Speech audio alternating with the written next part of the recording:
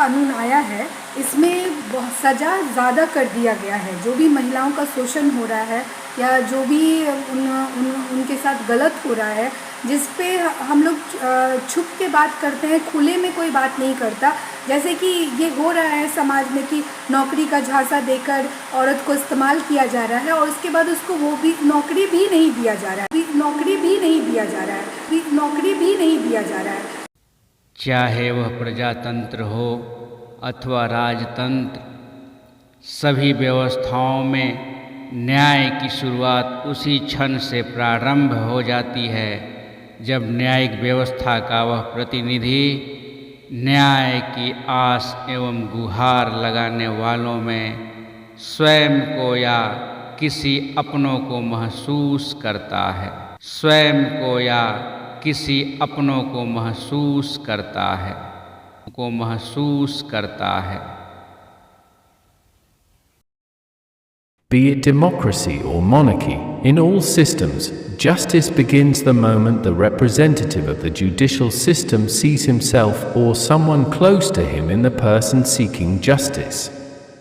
Be it democracy or monarchy, in all systems, justice begins the moment the representative of the judicial system sees himself or someone close to him in the person seeking justice.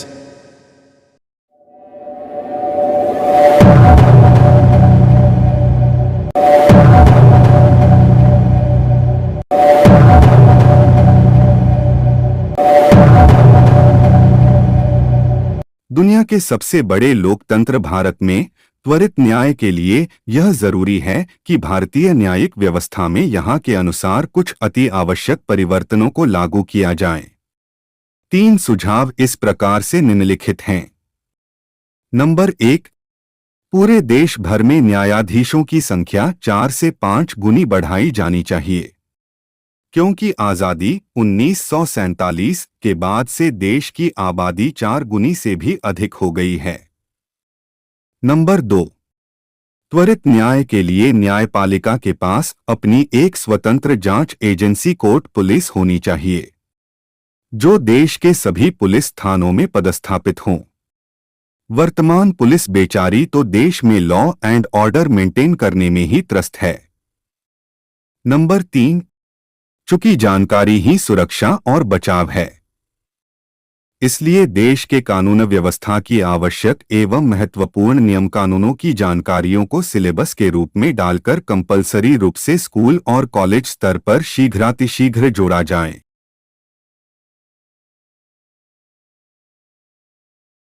HBHW news Bharat से जुड़े, भारत भावना से जुड़े, अर्थात हम और आप अपने भारतीय होने पर अपार गर्व का एहसास करें।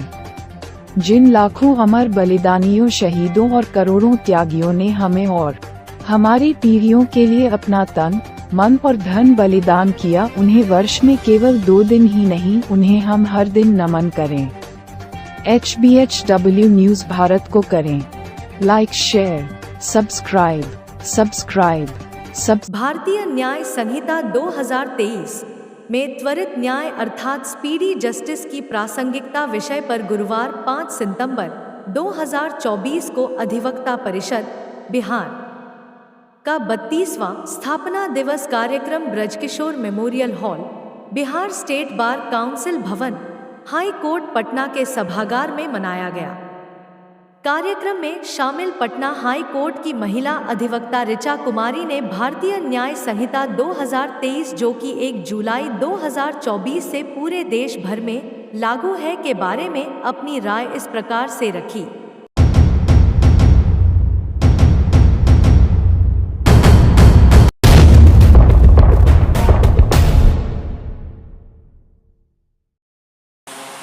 नमस्ते मैम, आपका स्वागत है हमारे चैनल पे। अभी जो पूरे भारतवर्ष में एक नया कानून आया है, पूरी न्यायिक प्रक्रिया बदल दी गई है एक तरह से, उसमें एक महिला होने के नाते आप क्या कहना चाहेंगी कि महिलाओं को इससे किस प्रकार का लाभ होने जा रहा है? जो ये नया कानून आया है इसमें सज़ा ज़्यादा कर दिया गया है। जो भी महिलाओं का शोषण हो रहा है या जो भी उनके साथ गलत हो रहा है, जिस पे हम लोग छुप के बात करते हैं, खुले में कोई बात नहीं करता। जैसे कि ये हो रहा है समाज में कि नौकरी का झांसा देकर औरत को इस्तेमाल किया जा रहा है और उसके बाद उसको वो भी नौकरी भी नहीं दिया जा रहा है। तो उस तरह की चीज़ें घट रही हैं, तो खुल के उन चीज़ों को इस कानून में लाया गया है कि अगर कोई इस तरह का करता है ऑफिसेज में, कहीं भी कोई भी पावरफुल पोस्ट पे है और कमज़ोर को उस तरह से यूज़ कर रहा है, तो उसके खिलाफ कड़ी सज़ा का प्रावधान है। तो महिलाओं के लिए ये बहुत अच्छा कानून है। कमज़ोर के लिए कोई भी कानून अगर फेयर है, अगर उसके साथ ज़्यादा छेड़छाड़ नहीं किया जा सकता है, तो वो किसी भी जस्टिस के लिए अच्छा है। तो ये जो भी नया कानून आया है वो एक त्वरित कार्रवाई के लिए, जैसा कि डॉक्टर अंशुमन न्यायमूर्ति सर ने कहा कि त्वरित कार्रवाई इससे होगी और उसमें जो जब एक बार कुछ फाइल हो जाएगा तो उसमें बार बार बदलाव नहीं किया जा सकता है। तो उसमें जैसे फंसाने की घटना होती है, अगर महिलाओं को पावर दिया जा रहा है तो उनका भी इस्तेमाल गलत ढंग से कोई कर सकता है, किसी बड़े लोगों को फंसाने के लिए भी किया जा सकता है। तो उन चीज़ों को भी रोकना ज़रूरी है।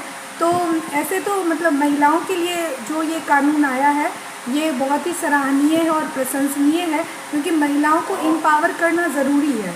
क्योंकि समाज में जिस तरह से देखिए, अगर हम लोकसभा को देखें, हम जुडिशरी को देखें, तो महिलाएं गिनी चुनी हैं। अपने ही पटना हाई कोर्ट में एक ही महिला जज है, तो क्या पूरे बिहार में कोई महिला योग्य नहीं थी? और उनको भी हम लोग साउथ से बुलाए हैं। यहाँ बिहार में कोई महिला नहीं मिली जिनको हम बना सके। तो स्टैंडर्ड नहीं है महिलाओं का, तो उस स्टैंडर्ड में लाने के लिए तो उनको मजबूत करना होगा। कुछ भी अगर उनके साथ गलत होता है तो उसी घुटन में वो बर्बाद हो जाती हैं। किसी भी टाइम में, किसी भी समय में उनके साथ कुछ होता है तो उनको एम्पावर करना ज़रूरी है, उनको न्याय देना, उनको एम्पावर, ये कानून उनको शक्ति दे रहा है। तो ये बहुत ही सराहनीय है और प्रशंसनीय है। मैम, एक प्रश्न और पूछना चाहूँगा कि जब भी कोई कानून बनता है तो उसके दुरुपयोग की बातें होने लगती हैं, तो क्या आप बताएंगे कि पुराने कानून में दुरुपयोग की व्यवस्था या वो ज़्यादा दुरुपयोग होता था, या नए कानून में उसकी क्या स्थिति है? ये उससे बेहतर है उस हिसाब से?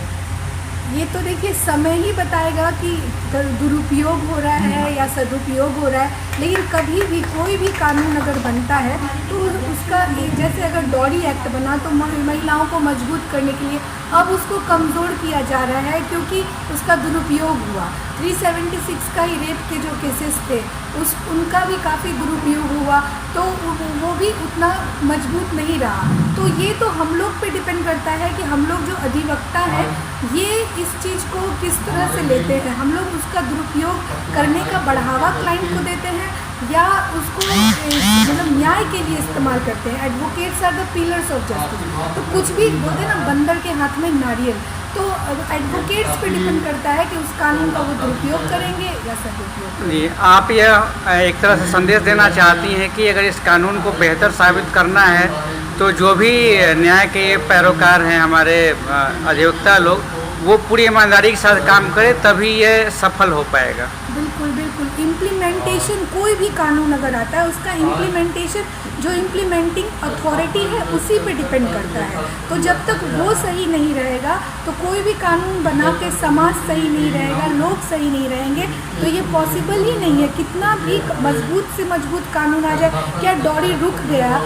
डॉरी एक्ट आने से क्या डॉरी रुक गया? वो तो अब तो और अच्छे से हो रहा है, आराम से। सबको पता है कि डॉरी देना है, बेटी आई है तो बेटी का करना ही है, तो वो चीज़ नहीं हो रहा है। तो कानून बनाने से सिर्फ नहीं होगा, कानून का इम्प्लीमेंटेशन का जो भी प्रोसेस है उस पर भी काम करना ज़रूरी है। बहुत बहुत धन्यवाद मैम आपका इस अपना बहुमूल्य समय देने और इस विचार के लिए। Thank you. बहुत धन्यवाद।